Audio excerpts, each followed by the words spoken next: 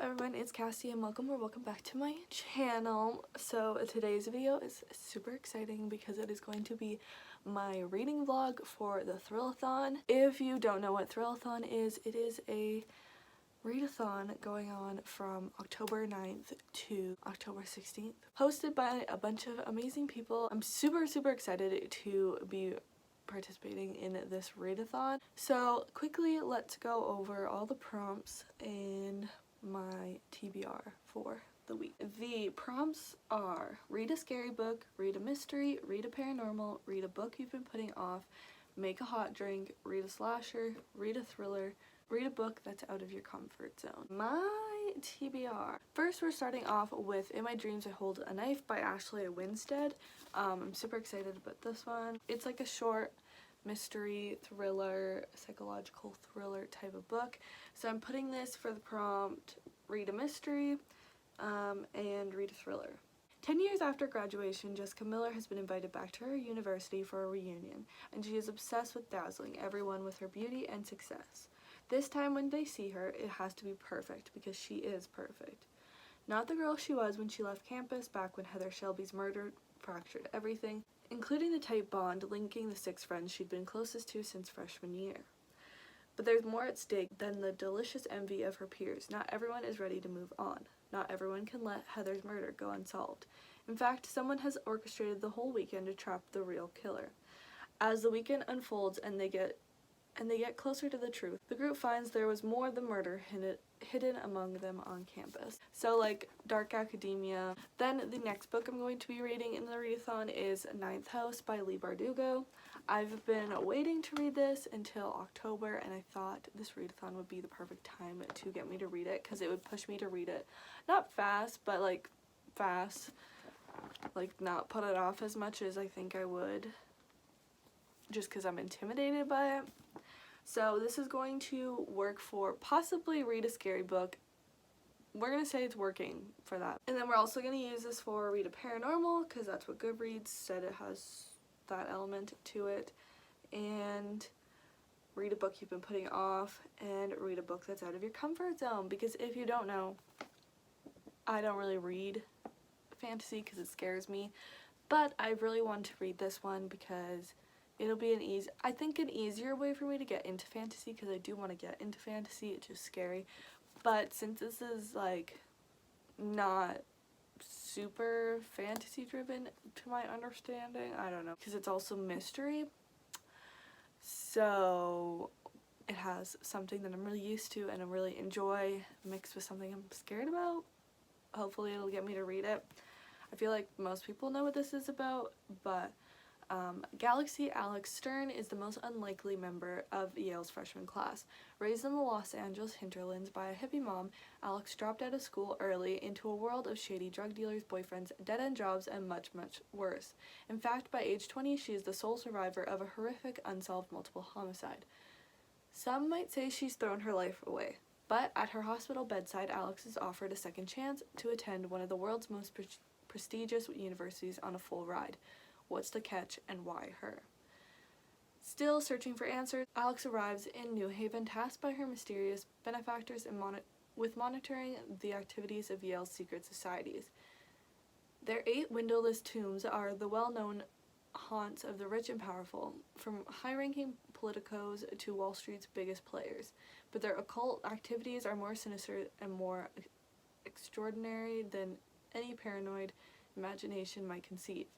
They tamper with forbidden magic, they raise the dead, and sometimes they prey on the living. I'm gonna be honest, I don't even know if I'll finish those 2, but if I somehow miraculously do, I'll be continuing 13 by Steve Kavanaugh. This would probably be considered a scary book, part of it scary for some people, and a slasher because already so many people have died. This is what I was reading before the readathon started, but I didn't put it on this readathon's TBR, but I do have this week off from school, so I'm hoping to be getting a lot of reading done. I'm very excited to be taking part in this readathon, and let's see what kind of damage I can do. Make sure to subscribe if you like this video, and let me know if you took part in Thrillathon, or if you've read any of these books. Let me know, just comment down below. But yeah, let's get into the reading vlog.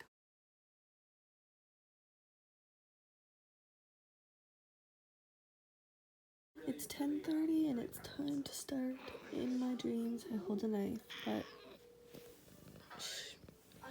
In My Dreams I Hold a Knife by Ashley Winstead.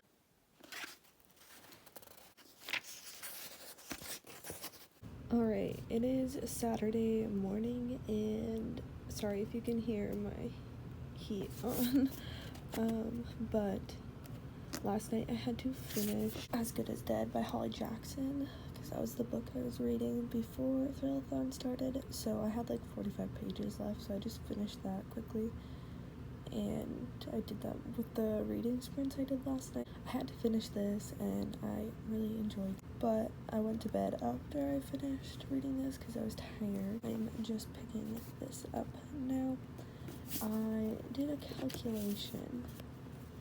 And technically if I want to read this and Ninth House by the end of the readathon, I have to read 111 pages every day. Which some days will be easy and some days will be hard, so wish me luck and let's get reading. Hello to the familiar background, familiar setup, familiar shirt. I just filmed my intro because I never did and I needed an intro.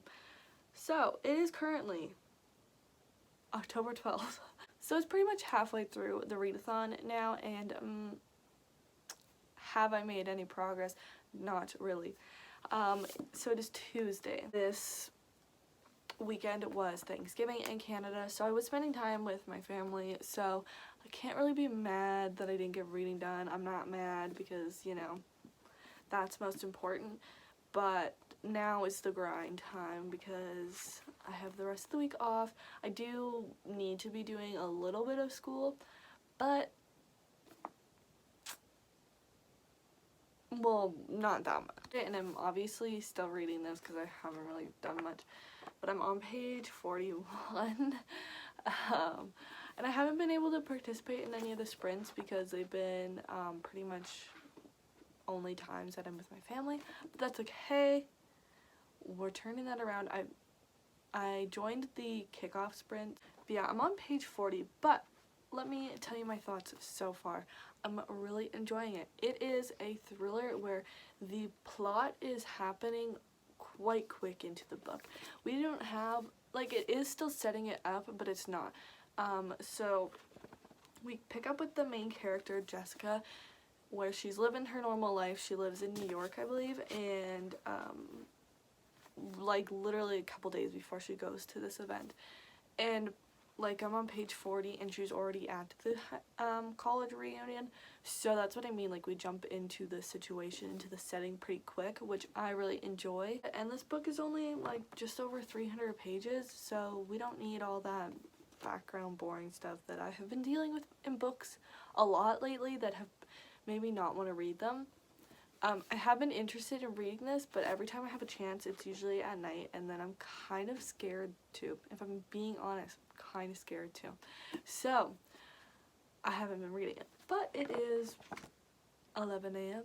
and we're going to do some reading. But I'm really enjoying this, and I really like her writing, so I have high hopes for this book. And if I don't finish Ninth House, I'm not going to be, like, heartbroken. I just want to get, like, maybe halfway through is my main goal, just so I've gone through most of it. I have that, and then I will want to stick with it, and I won't be stuck in the first few pages or the first chunk of it. I did have to finish As Good as Dead on those sprints because I had like 45 pages left.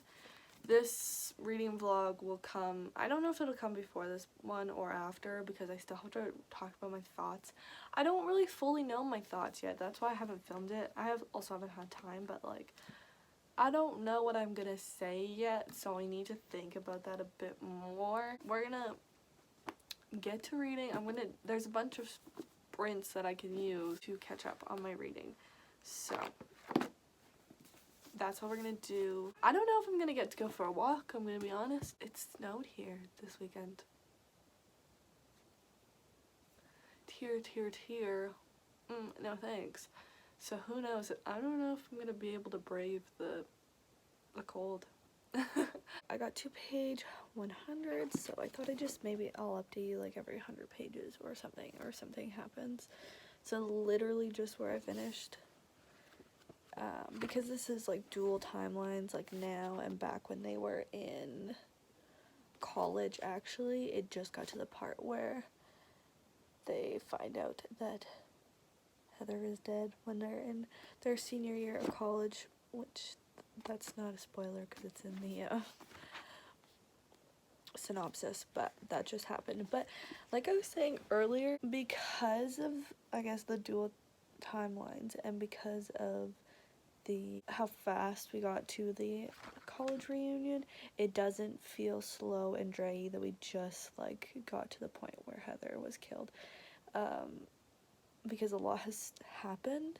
And so already this one's like, here's the background you need to know, we don't need to waste your time, let's get into it. I'm really enjoying this so far. I feel like it is quintessential books that I like. I'm gonna keep reading. I'm really enjoying this. Sorry, this is kind of a weird angle or whatever, but it is Tuesday night, just before 11 o'clock. I'm on page 239 of In My Dreams I Hold a Knife. So I read like 200 pages today. I have just like under 100 pages left, so I'm very proud of myself. I'm really freaking enjoying this, and I would 1000% recommend it so far. This is, like I keep saying, quintessential mystery thriller that I love. The background kind of just unfolds as the story goes along, and it feels intentional. We see how the story now and then intertwine, rather than just getting all this information that may or may not be relevant eventually. Most of the time it's not. I think I know who did it. Well, I have 2 guesses. So, but like, I don't know why. But I have some theories, but I will definitely finish this tomorrow and hopefully start 9th house. I'm a little scared, but I'm scared if I go any further in the book, I'm going to not want to put it down, because I was reading and I was like, I'll just read like the next chapter because it's short, and then I did that like 3 times.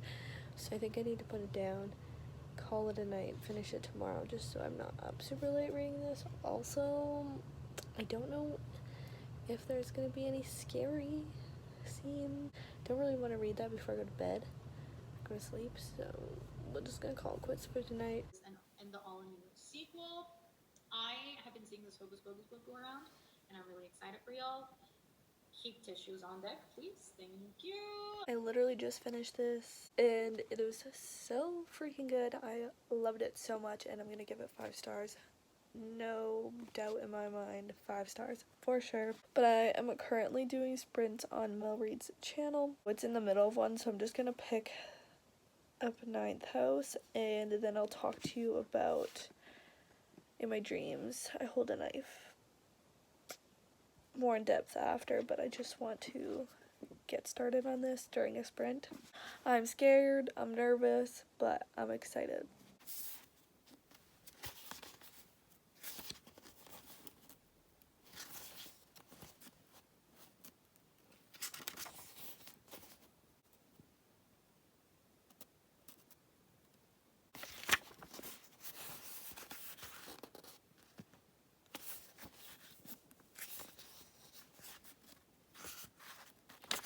But let's talk about my reading. So, I don't know if I said it, it's Wednesday, and I finally finished In My Dreams I Hold a Knife. I really thoroughly enjoyed this. Like, I really enjoyed this. It's one of my favorite thrillers I've read ever, probably, at the moment. So yeah, I'm giving this 5 stars, no doubt in my mind. So some of my favorite parts of this book, I guess, would be the dual timelines, and then later in the book you start seeing multiple perspectives, and if you don't know, that's like one of my favorite things in books. I think that's half of the reason I really enjoy Karen McManus's books, and why I'm so excited for her next one, because I just love that. So if you have any multiple perspectives books that you would recommend, let me know in the comments, because I will 100% read them, because I just love them so much.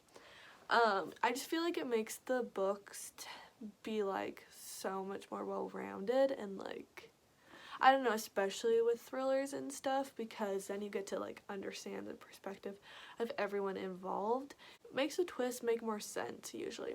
Anyways, it's not a huge part of the book, but I thought it added something nice to the end, like the last, I can't remember, the last 100 pages it started doing that. I did technically kind of guess who it was, but sometimes that can make me mad, sometimes it doesn't. This time it didn't make me mad, because to me it made sense. When I just put my rating on Goodreads, I decided to look at some of like the lower ratings and why they didn't like this book, and they didn't like who did it because it didn't make sense.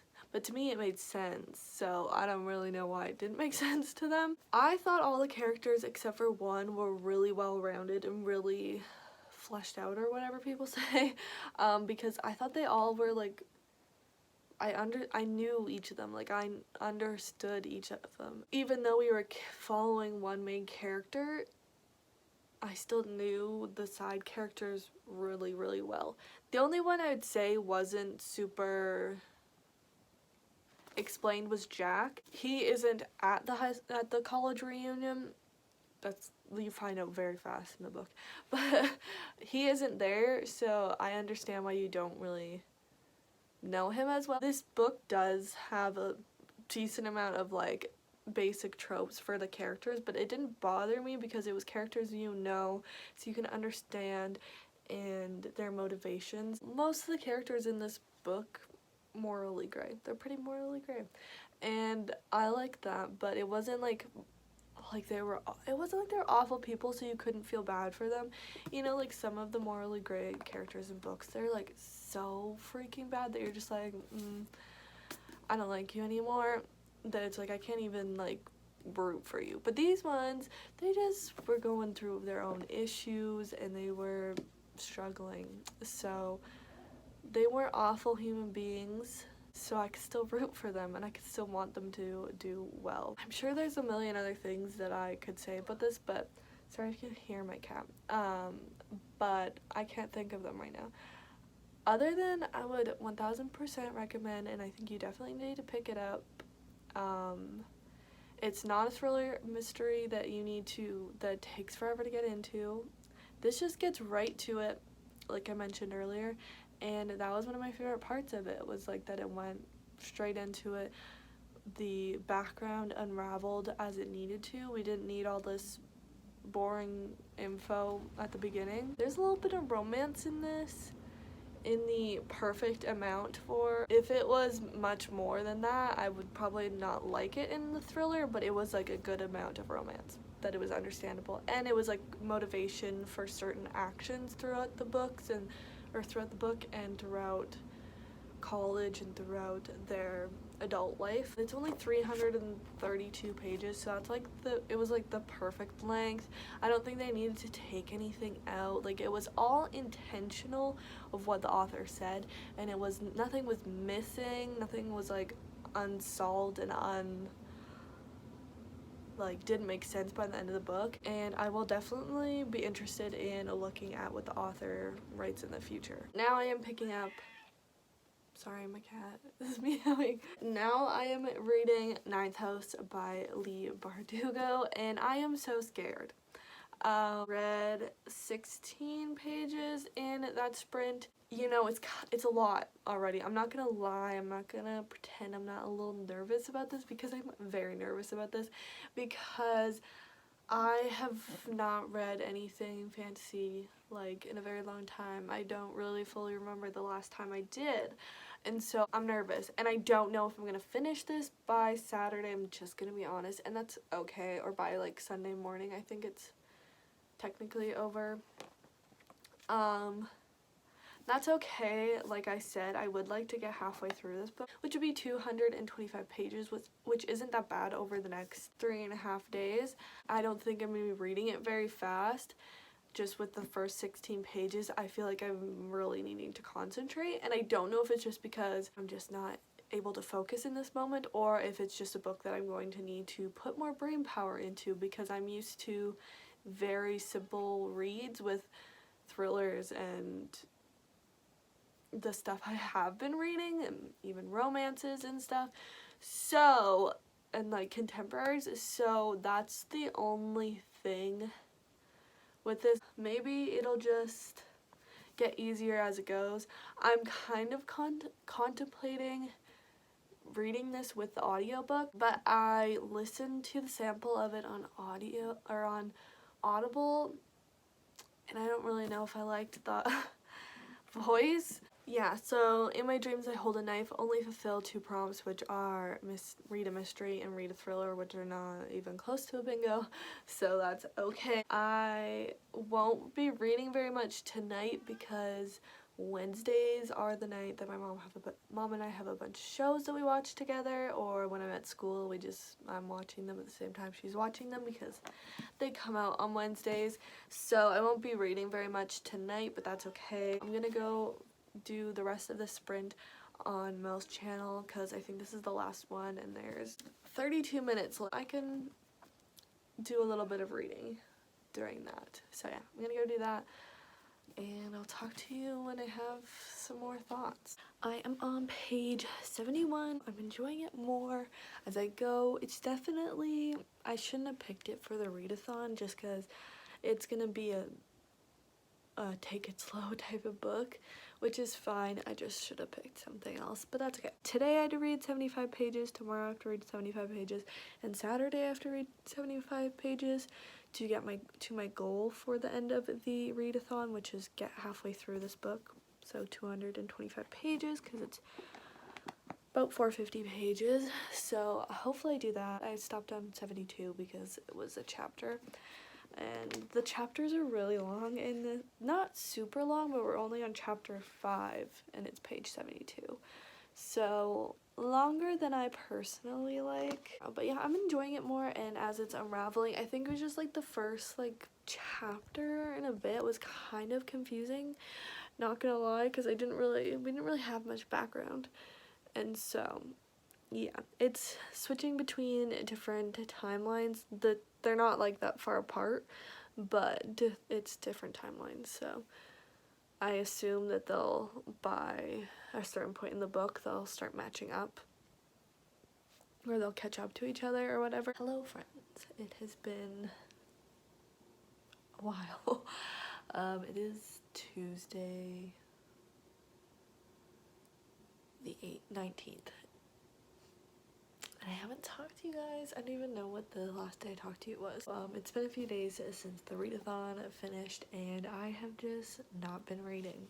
So I did not finish Ninth House during the readathon, which you guys know I didn't think I was going to, but I also did not get to my goal.